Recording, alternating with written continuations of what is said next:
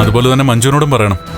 അവള് വിശേഷം അറിയിക്കുകയാണെങ്കിൽ ഒരു കാരണവശാലും അമ്മയും കരുണയൊക്കെ കൊടുക്കുന്ന ഒരു ഭക്ഷണവും കഴിക്കരുതെന്ന്. അതിപ്പോ പറയേണ്ട കാര്യമൊന്നും ഇല്ലല്ലോ, അവക്കതറിയാലോ. അതിനുവേണ്ടി തന്നെയാ മാർക്കോ ഇങ്ങനൊരു കള്ളം പറഞ്ഞത്. അതുകൊണ്ട് എന്റെ അമ്മയും കരുണയൊക്കെ എന്തൊക്കെ ചെയ്യുമെന്ന് ഇപ്പൊ മനസ്സിലായി. എന്റെ ഭാര്യയും കൊണ്ട് എനിക്ക് ഡ്രൈവ് ചെയ്ത് പോകാൻ പറ്റും. അതെനിക്കറിയാലോ. എന്റെ ഭാര്യയും കൊണ്ട് ഞാൻ ഡ്രൈവ് ചെയ്ത് പോവേണ്ടതാ. അതിനി കുറച്ച് നാളുകൂടി കാത്തിരിക്കണം. ഞങ്ങളെ അനന്തുവിന്റെ വീട്ടിൽ കൊണ്ടാക്കിയിട്ട് സുഭാഷ് പൊയ്ക്കോ. അനന്തു കാർ ഡ്രൈവ് ചെയ്തോളും. പിന്നെ ലേഖയ്ക്കും ഡ്രൈവിംഗ് അറിയാം. അത്യാവശ്യം അവരൊക്കെ ക്ഷീണിക്കുമ്പോ എനിക്കും ഡ്രൈവ് ചെയ്യാലോ. അമിത ആത്മവിശ്വാസമൊന്നും വേണ്ട കണ്ണേട്ടാ. സാറ് ഡ്രൈവ് ചെയ്യും മേഡം. ആ കേട്ടോ. എങ്കിലും ഹൈ റേഞ്ചിലൂടെ ഒന്നും ഡ്രൈവ് ചെയ്യണ്ട. വണ്ടി എടുക്ക. ശരി സാർ.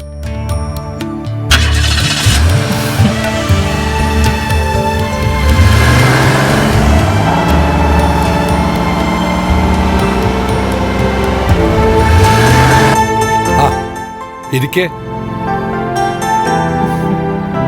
യാത്ര പുറപ്പെടുകയാണല്ലേ? അതെ സർ, മൂന്നാറിലേക്ക് പോകുന്നേ. ആദ്യം അടുത്തുള്ള സ്ഥലങ്ങളിൽ പോകുന്നതാണ് നല്ലത്. പിന്നെ ഞാനൊരു മരുന്ന് കരുതി വെച്ചിട്ടുണ്ട്. അത് മഹാലക്ഷ്മി കഴിക്കണം. അതുപോലെ തന്നെ ലേഖയ്ക്കും കൊടുക്കണം. അപ്പോ എന്തിനുള്ള മരുന്നാണെന്ന് മനസ്സിലായി കാണുമല്ലോ.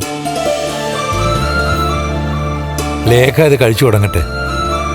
കല്യാണം കഴിഞ്ഞ് ഒരുപാട് വർഷമായിട്ടും അവർ കുട്ടികളില്ലല്ലോ. അതുകൊണ്ട് മറ്റു പല മരുന്നുകളും ലേഖയ്ക്ക് ആവശ്യമായി വരും. എന്നാ മഹാലക്ഷ്മിയുടെ കാര്യം അങ്ങനെയല്ല. മരുന്നിന്റെ ഒന്നും ആവശ്യമില്ല. പിന്നെ നിങ്ങൾ തമ്മിലുള്ള ദാമ്പത്യ ജീവിതത്തിനിടയ്ക്ക് കുഞ്ഞുങ്ങളുണ്ടാവാതെ എന്തെങ്കിലും തടസ്സമുണ്ടെങ്കിൽ അത് മാറിക്കോട്ടെ എന്ന് കരുതിയാ ഞാൻ ഈ മരുന്ന് തരുന്നത്. എല്ലാ അർത്ഥത്തിലും നിങ്ങളുടെ ജീവിതം പുതിയൊരു വഴിത്തിരിവിലാണ്. അതെ സർ, ഞാൻ കണ്ണേട്ടന്റെ ജീവിതത്തിലേക്ക് വന്നപ്പോ ഇത്ര പെട്ടെന്ന് ഇതുപോലെ മാറ്റങ്ങൾ ഉണ്ടാവുമെന്ന് ഒരിക്കലും പ്രതീക്ഷിച്ചതല്ല. എത്ര ദൈവത്തെ വിളിച്ചാലും ആ അമ്മ പറഞ്ഞത് സത്യമാവുമെന്ന് കരുതിയില്ല. ആ അമ്മയെ മുറുകെ പിടിച്ചോ. അവരൊരു സാധാരണ സ്ത്രീയല്ല, ദേവിയുടെ പ്രതീകം തന്നെയാ. അത് സാറിനോട് ഞാൻ പറഞ്ഞിട്ടുണ്ടല്ലോ. എനിക്കൊരിക്കൽ ഒരമ്മയാ അയ്യപ്പ വിഗ്രഹം തന്നത്. അതേപോലത്തെ ഒരു അയ്യപ്പ വിഗ്രഹത്തെയാ ഇയാളിപ്പോ ആരാധിക്കുന്നത്. അത് 10-20 വർഷം മുമ്പ് നടന്ന കഥയാ. എനിക്ക് അപകടം ഉണ്ടായ ദിവസത്തെ കഥ, എനിക്കെന്റെ അച്ഛനെ നഷ്ടപ്പെട്ട ദിവസത്തെ കഥ. ആ തൃക്കാർത്തിക ദിവസത്തെക്കുറിച്ച് കണ്ണം പലതവണ പറഞ്ഞതാ. ആ അമ്മയെ ഞാൻ വീണ്ടും കണ്ടു സർ. 20 വർഷം കഴിഞ്ഞിട്ടും ആ അമ്മയ്ക്ക് ഒരു മാറ്റവും ഇല്ല. അതേ പ്രായം, അതേ രൂപം. അതുകൊണ്ടാ പറഞ്ഞത് അവരൊരു സാധാരണ സ്ത്രീ അല്ലാന്ന്. ഇയാൾ ഒരു അമ്മയെ കാണുന്നുണ്ട്, നിത്യനെ. അതും സാറിനോട് പറഞ്ഞിട്ടുണ്ടല്ലോ. പക്ഷേ ഞങ്ങൾക്ക് രണ്ടാൾക്ക് ഒരുമിച്ച് ആ അമ്മ ഇതുവരെ കാണാൻ പറ്റിയിട്ടില്ല. രണ്ടും ഒരമ്മയാണോന്ന് ഞങ്ങൾക്ക് സംശയമുണ്ട്. സംശയിക്കണ്ട. ഇതേപ്പറ്റിയേ ഞാൻ കേട്ടപ്പോ തന്നെ പറഞ്ഞല്ലോ, രണ്ടും ഒരമ്മ തന്നെ ആയിരിക്കും. ഇനിയിപ്പോ ആ അമ്മയ്ക്ക് രണ്ടാളെയും ഒരുമിച്ച് കാണണ്ടെന്നുണ്ടെങ്കിൽ നിങ്ങൾ കാണാനൊന്നും ശ്രമിക്കണ്ട. ആ അമ്മയൊരു അവധൂതയെ പോലെ നിങ്ങളുടെ പിന്നാലെയുണ്ട്. അത് മനസ്സിലാക്കിയിട്ട് ദൈവത്തെ കാണുന്നത് പോലെ ആ അമ്മയെ കണ്ടോളൂ. ആ അമ്മ നിങ്ങളുടെ എല്ലാ വിഷമങ്ങളും നിവർത്തിച്ചു തരും. അപ്പോഴേ മരുന്ന് ഞാൻ തയ്യാറാക്കി വെച്ചിട്ടുണ്ട്. ഭയഭക്തി പുരസ്സരം സകല ദൈവങ്ങളെയും വിളിച്ച്, പ്രത്യേകിച്ച് അയ്യപ്പസ്വാമിയെ വിളിച്ച് ഇത് വാങ്ങിക്കോ.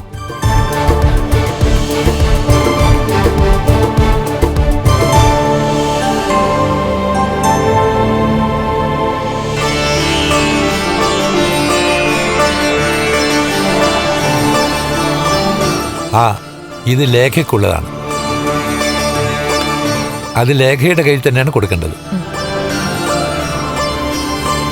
നിങ്ങൾ യാത്ര പോകുന്നതിന് മുമ്പ് ലേഖയോടും അനന്തുവിനോടും ഇങ്ങോട്ട് വരാൻ പറഞ്ഞോളൂ.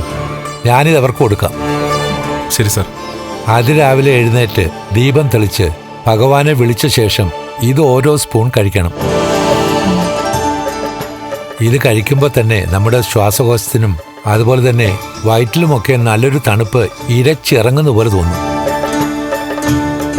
അങ്ങനെ തോന്നിയില്ലെങ്കിൽ എന്നോട് പറയണം.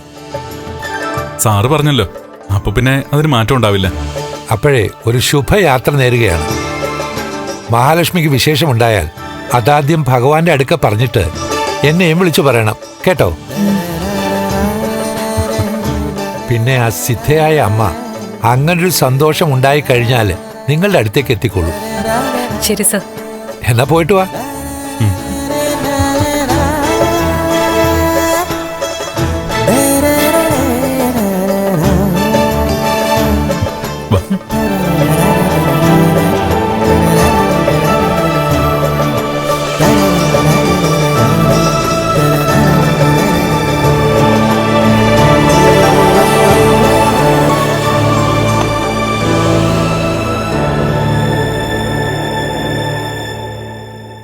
ഇപ്പോഴേ നടന്നോക്കെ ഒരിക്കലും മറക്കാൻ പാടില്ല. നിന്റെ അമ്മാവനുണ്ടല്ലോ, ആ ശകുനി, അയാളുടെ അതേ ബ്ലഡാ നിന്റെ അമ്മയ്ക്കും. അതുകൊണ്ടാ സ്വന്തം മകളുടെ കുഞ്ഞിനെ കൊല്ലാൻ പോലും അവർക്ക് മടിയില്ലാത്ത. ഇത് നീയും നമ്മളും നിന്റെ അമ്മയ്ക്ക് കൊടുത്തൊരു പരീക്ഷണോ. അതിലവരുടെ മനസ്സും സ്വഭാവം എന്താണെന്ന് നീ അറിഞ്ഞു കഴിഞ്ഞു. അതുകൊണ്ട് സാഗറെ, ഇവൾ അമ്മയാകാൻ പോകുന്നു എന്ന വാർത്ത അറിയിച്ചു കഴിഞ്ഞാൽ ഇവളെ എന്റെ വീട്ടിലേക്ക് വിടരുത്, ഞാനോ ഇയാളോ ഇല്ലാത്തപ്പോ. നമ്മളുള്ളപ്പോഴും വയറ്റിലൊരു കുഞ്ഞുള്ളപ്പോ അങ്ങോട്ട് വരാത്തതാ മഞ്ജു നല്ലത്. ഒരു സമയത്ത് അമ്മ പറഞ്ഞതൊക്കെ അതേപടി വിഴുങ്ങിയതുകൊണ്ടാ എനിക്കൊരു ദുഷ്ടനെ കല്യാണം കഴിക്കേണ്ടി വന്നത്. ഇപ്പേതായാലും എല്ലാം കലങ്ങി തെളിഞ്ഞില്ലേ? ആ വിഷവിത്ത് നിന്റെ ജീവിതത്തിൽ നിന്ന് പോയില്ലേ? സാഗർ തോമസ് സാറിന്റെ കൂടെ ജോലി ചെയ്യുന്നതില് ഞങ്ങൾക്ക് എതിർപ്പൊന്നുമില്ല. അതുകൊണ്ട് സാറിന് ഗുണം മാത്രമേ ഉണ്ടാവൂ. പക്ഷേ നീ ഇനി ടെക്സ്റ്റൈൽസിലേക്ക് പോകണ്ടെന്നാ ഇയാളുടെ അഭിപ്രായം. എന്റെ അങ്ങനെ തന്നെ. അല്ലേട്ടാ, ബികോം കഴിഞ്ഞതല്ലേ മഞ്ജു? അതുകൊണ്ട് ഞങ്ങള് മഞ്ജുവിന് വേണ്ടി ഒരു ജോലി നീക്കി വെച്ചിട്ടുണ്ട്. അതിനി വേണ്ടാന്നൊന്നും പറയരുത്. നീ സാഗറിനെ നോക്കൊന്നും വേണ്ട. ഞങ്ങൾ ഈ യാത്ര കഴിഞ്ഞ് വന്നാലുടനെ നീ ആ ജോലി ഏറ്റെടുക്കണം. നിന്നോട് മോശമായി പെരുമാറി ഒരുത്തന്റെ ടെക്സ്റ്റൈൽസിലാ നീ ഇപ്പൊ ജോലി ചെയ്യുന്നേ. മാർക്കോയെ ഭയമുള്ളതുകൊണ്ട് മാത്രമാ അവനിപ്പം നിന്നോട് മാന്യത കാണിക്കുന്നത്. അങ്ങനെ ഒരുത്തൻ മാനേജറായിട്ടുള്ള ടെക്സ്റ്റൈൽസില് നീ ഇനി നിൽക്കേണ്ടെന്നാ ഇയാൾ പറഞ്ഞു വരുന്നത്. ഏട്ടനെ ഏട്ടത്തെയും ബുദ്ധിമുട്ടിക്കേണ്ടെന്ന് കരുതിയോ ഞങ്ങള്. മഞ്ജു, നീ ഒരു മടിച്ചായതുകൊണ്ട് മാത്രമാ നിനക്ക് ഞാൻ ജോലിയൊന്നും ഇതിനു മുമ്പ് ഓഫർ ചെയ്യാതിരുന്നത്. അന്ന് നിന്നോട് ഏതെങ്കിലും ജോലി ഏറ്റെടുക്കാൻ പറഞ്ഞാലും നീ അതിന് താല്പര്യം ഇല്ലാന്നേ പറയത്തുള്ളൂ. പക്ഷേ ഇപ്പൊ സാഹചര്യം മാറി. നിനക്കും സാഗറിനും എന്തെങ്കിലും ബുദ്ധിമുട്ടുണ്ടായാൽ സഹായിക്കാൻ ഞങ്ങൾക്കൊരു മടിയുമില്ല. പക്ഷേ നിങ്ങൾക്ക് ഞങ്ങളോട് എന്തെങ്കിലും ചോദിക്കാൻ മടിയായിരിക്കുമെന്ന് ഞങ്ങൾക്കറിയാം. അതുകൊണ്ട് ഞങ്ങൾ മടങ്ങി വരുമ്പോ നിന്റെ യോഗ്യതയ്ക്ക് അനുസരിച്ചുള്ളൊരു ജോലിയിൽ നീ പ്രവേശിച്ചേ പറ്റൂ. സാഗറെ, നാളെ തന്നെ ഇവളോട് ആ ടെക്സ്റ്റൈൽസിൽ നിന്ന് റിസൈൻ ചെയ്യാൻ പറയണം. അത് പിന്നെ അങ്ങനെ ഒരു തീരുമാനം എടുക്കേണ്ടത് മഞ്ജു ആണല്ലോ. മഞ്ജു മാത്രമല്ല, നിങ്ങൾ ഒന്നിച്ചാ ഒരു തീരുമാനം എടുക്കേണ്ടത്. ഇനി ഏതായാലും ഞങ്ങൾ വാക്ക് മാറ്റില്ല. ഞങ്ങളോട് സ്നേഹം ഉണ്ടെങ്കിൽ മഞ്ജു ഞങ്ങൾ തരുന്ന ജോലി സ്വീകരിച്ചേ പറ്റൂ. അതെ, ഞങ്ങൾ മടങ്ങി വരുമ്പോഴേക്ക് നീ പുതിയ ജോലി ഏറ്റെടുക്കാൻ തയ്യാറായിക്കോ. പോ.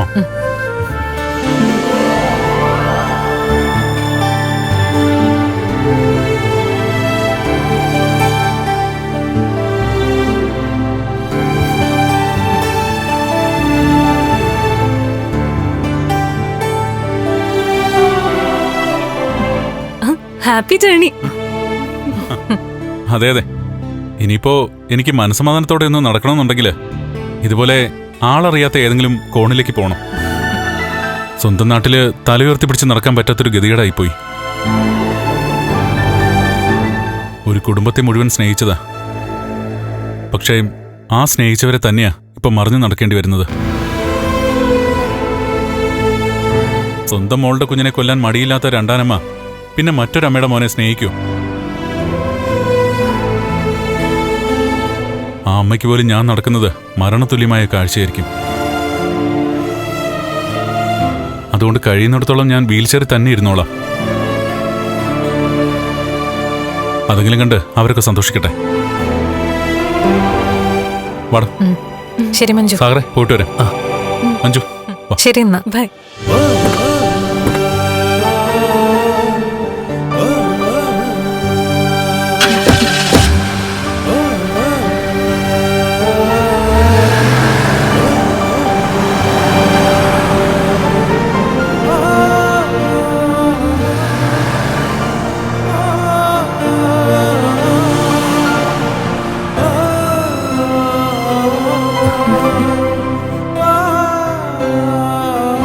കണ്ണേട്ടൻ പറഞ്ഞത് സത്യമാ. കണ്ണേട്ടൻ ഞങ്ങളെ എല്ലാവരും സ്നേഹിച്ചിട്ടേ ഉള്ളൂ. പക്ഷേ കണ്ണേട്ടൻ വീൽ ചെയറിൽ നിന്ന് എഴുന്നേക്കാതിരിക്കാൻ മരുന്ന് മാറ്റിക്കൊടുത്തത് ആ സ്നേഹിച്ചവർ തന്നെയാ. അതുകൊണ്ട് ഇപ്പൊ എന്തായി? അതിലൊരാള് വീൽ ചെയറിലായി.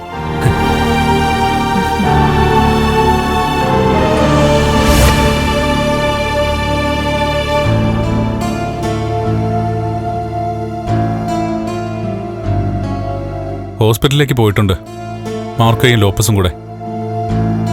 ഹോസ്പിറ്റലിൽ കിടക്കുന്നവന് ഞാൻ നടക്കുന്ന കാര്യം അറിയാമല്ലോ. അവന്റെ ഇപ്പോഴത്തെ അവസ്ഥ എങ്ങനെയുണ്ടെന്ന് അറിയാനാ പോയത്. അവനെ മേക്കം വിളിച്ചു കാണില്ലേ കണ്ണ? അവൻ ക്രിട്ടിക്കലായിട്ട് കിടക്കുമല്ലേ, അതുകൊണ്ട് വിളിക്കാനുള്ള ചാൻസ് ഇല്ല. അല്ലെങ്കിലും പോലീസ് അന്വേഷണമൊക്കെ നടക്കുന്നതുകൊണ്ട് അവനധികം മൊബൈലിൽ കോണ്ടാക്ട് ചെയ്യില്ല. പോകുന്നെങ്കിൽ നേരിട്ട് പോവും.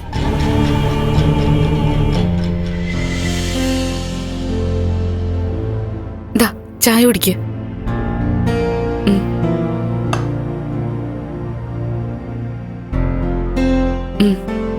കഴിക്കുന്നത് നമുക്ക് പുറത്തുനിന്ന് കഴിക്കാം. അതെ അതെ, അങ്ങോട്ട് പോകുമ്പോ നല്ല ചെറിയ നാടൻ കടകളുണ്ട്, അവിടുന്ന് കഴിക്കാം. എടോ, മാർക്കോയും ലോപ്പസും ഹോസ്പിറ്റലിലേക്ക് പോയിരിക്കാം. അവരുടെ വിളി വന്നിട്ട് നമുക്ക് പുറപ്പെടാം. വിളി വന്നില്ലെങ്കിലും പുറപ്പെടണം. ഈ യാത്ര മുടക്കരുത്.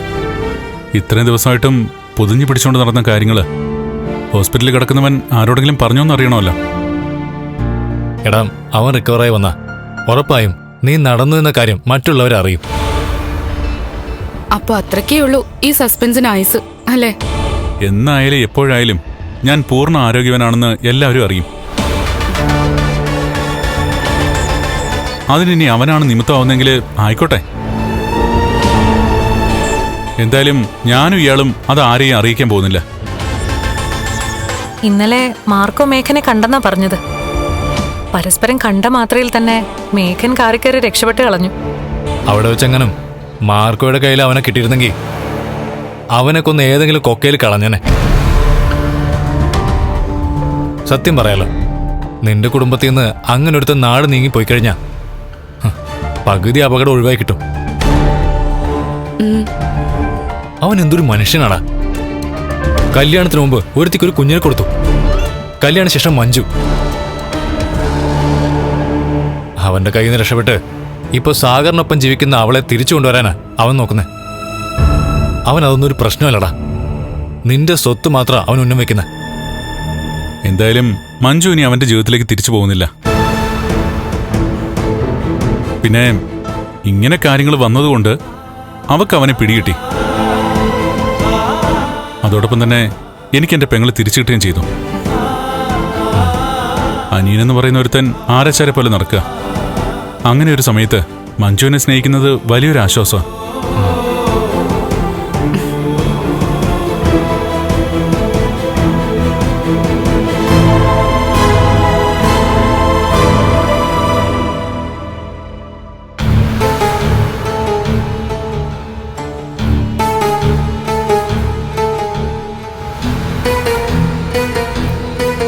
മോളെ, മോൾക്ക് കുടിക്കാൻ എന്തെങ്കിലും എടുക്കട്ടെ? ആ എടുത്തോ അമ്മ. അതിനകത്തെ കുറച്ച് വിഷം കൂടി ചേർത്തോ. ഇങ്ങനെയുള്ള കാഴ്ചകളൊക്കെ കാണാതിരിക്കാൻ എത്രയും പെട്ടെന്ന് പോകുന്നതാ നല്ലത്. മോളെ, അത്രയ്ക്ക് നിരാശയായോ മോളെ മോൾക്ക് ഈ ജീവിതം? സന്തോഷിക്കാൻ ഈ ജീവിതത്തിൽ എന്താ അമ്മ ഉള്ളത്? അമ്മയുടെ മോന് എന്താ വേണ്ടെന്ന് വെച്ചാ ഉണ്ടാക്കി കൊടുക്ക്. അയാൾക്ക് ഏറ്റവും ഇഷ്ടം ഭക്ഷണവും പിന്നെ ഉറക്കവാ.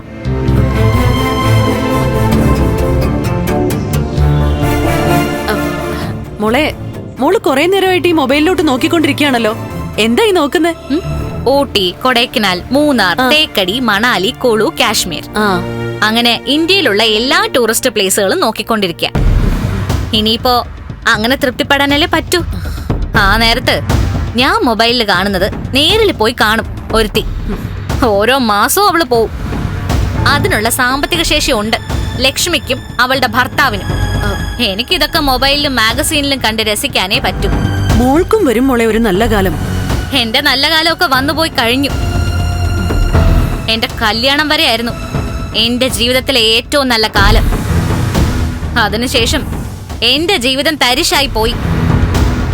കല്യാണം കഴിക്കുന്ന ഭർത്താക്കന്മാര് ഭാര്യയുടെ അച്ഛനൊപ്പമെങ്കിലും നിൽക്കണം. എങ്കിൽ മാത്രമേ അവൾക്ക് മുൻപ് ജീവിച്ച പോലെ ജീവിക്കാൻ പറ്റൂ. മോളെ, ഉണ്ണിയെ ഏതു നേരവും ഇതിനേക്കാൾ കൂടുതൽ കുറ്റപ്പെടുത്തുന്നുണ്ട്. ദേ, അവൻ കണ്ണനേക്കാളും ചൂടനാ.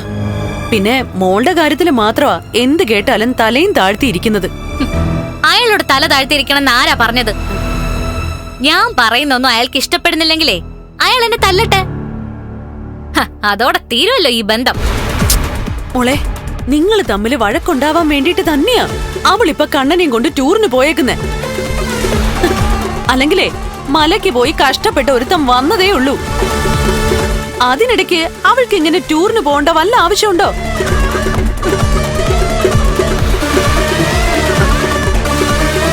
മോളെ, അങ്ങനെ പോയി കഴിഞ്ഞാ നിങ്ങൾ തമ്മിൽ വഴക്കുണ്ടാവുമെന്ന് ലക്ഷ്മിക്ക് നന്നായിട്ടറിയാം. അത് കാണാൻ വേണ്ടി തന്നെയാ അവൾ ഇങ്ങനെ ഒരു യാത്ര പ്ലാൻ ചെയ്തത്. എന്ന അമ്മയ്ക്കൊരു ബോധം ഉണ്ടല്ലോ. അങ്ങനെയുള്ളപ്പോ അതിനെ മറികടക്കാൻ അമ്മയുടെ മോൻ എന്താ പ്ലാൻ ചെയ്തേ? അവന് ജോലിന്ന് പോലും തരം താഴ്ത്തിരിക്കല്ലേ മോളെ. അവന് കണ്ണനെ പോലെ വരുമാനമൊന്നും ഇല്ലല്ലോ. ഞങ്ങളുടെ കല്യാണത്തിന് മുൻപ് അടുക്കളയെ അമ്പലമായിട്ട് കഴിഞ്ഞിരുന്നവളാ ഇപ്പം മൂന്നാർ പോയിരിക്കുന്നത്. ജീവിതത്തിൽ അവൾക്ക് കിട്ടിയതേ ബമ്പർ ലോട്ടറി ആണെന്ന് പറഞ്ഞൂടാ. അതിനു മുകളിലുള്ളൊരു ഭാഗ്യ. അറിയോ അമ്മയ്ക്ക്, എന്റെ ജീവിതം ഓർത്ത് അച്ഛനും മുത്തശ്ശിയൊക്കെ നീറി നീറി തീരുവാ. മോളെ, ദേ, മോളെ സങ്കടപ്പെടുത്താൻ വേണ്ടി മനഃപൂർവ്വം സന്തോഷിക്കാൻ പോയവരെ കണ്ണീരുമായിട്ട് തിരിച്ചു വരട്ടെ. ഹൈറേഞ്ചിലേക്കല്ലേ പോയിരിക്കുന്നത്. അവര് സഞ്ചരിക്കുന്ന കാറ് ഏതെങ്കിലും കൊക്കയിലോട്ട് വീഴും.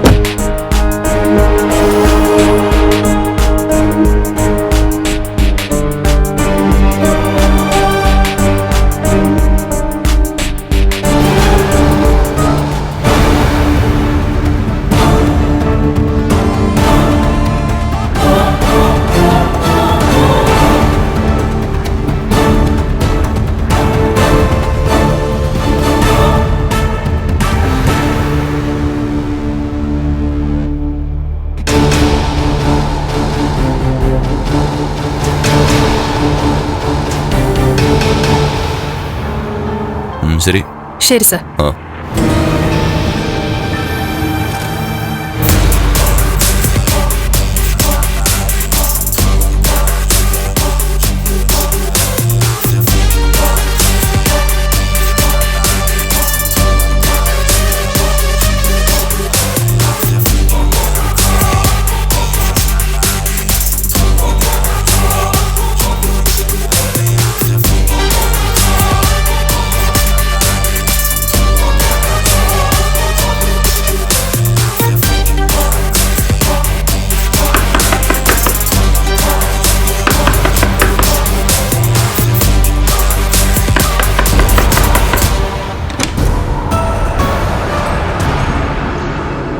ആ സാറോ?